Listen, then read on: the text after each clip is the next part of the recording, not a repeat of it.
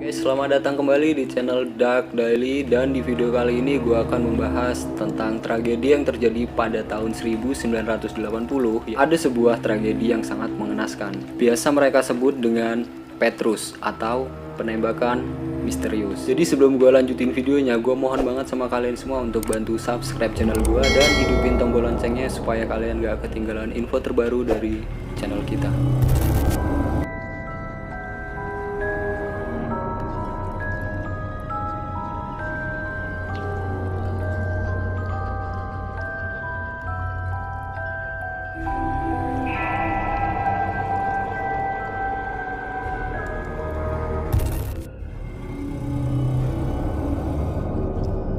Jadi dulu Indonesia pernah mengalami masa kelam sekitar pada tahun 1980-an.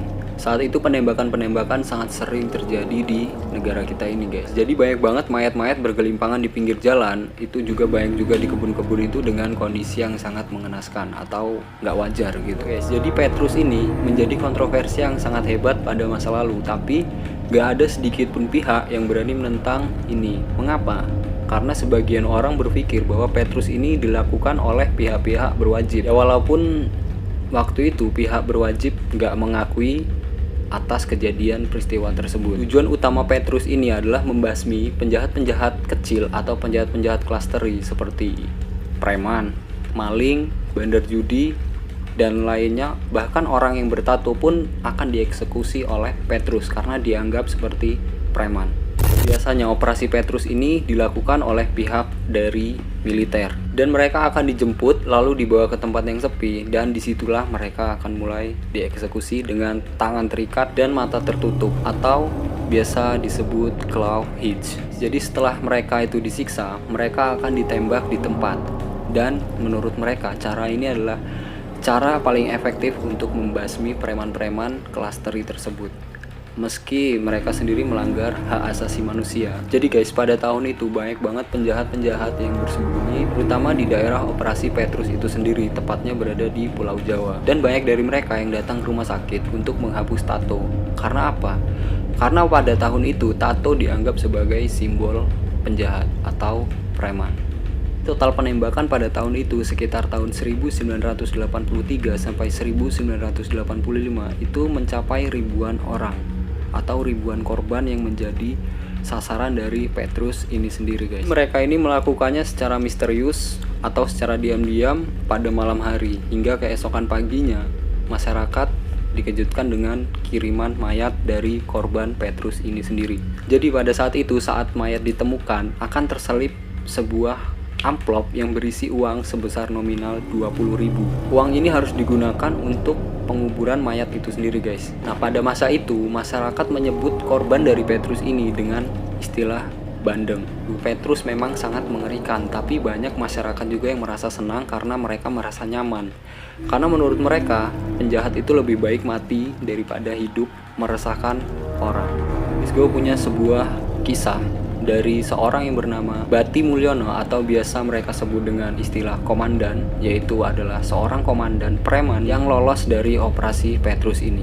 Dan dia sendiri adalah tokoh yang paling dicari pada tahun 1983. Banyak anggota dari dia ini yaitu adalah mantan dari NAPI yang tepatnya berada di Jogja sampai ke Jawa Tengah, yang pada masa itu tergabung dalam organisasi Fajar Menyingsing yang diketuai oleh Bati itu sendiri. Jadi pada masa itu ketika Petrus sedang gencar-gencarnya sekitar tahun 1983, Bati sendiri mencatat ada 900 pasukannya yang telah menjadi korban oleh gerakan Petrus ini, guys. Jadi dia sendiri beranggapan bahwa rekan-rekannya tersebut adalah korban dari kejahatan oleh negara. Mereka tewas terbunuh tanpa melalui sebuah proses hukum dan pengadilan. Bati sendiri lolos dari gerakan Petrus sebab ia bersembunyi di Gunung Lawu sekitar 2 tahun lamanya. Setelah presiden saat itu tumbang dan dia mulai berani keluar dari persembunyian.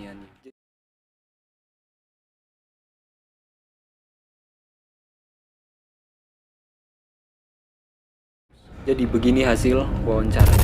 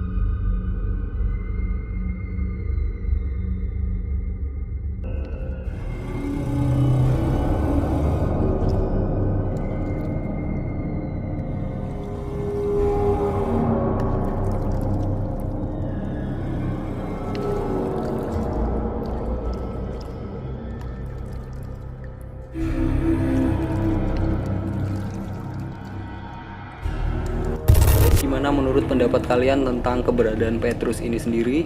Silahkan tulis di kolom komentar. Sampai jumpa di video selanjutnya dan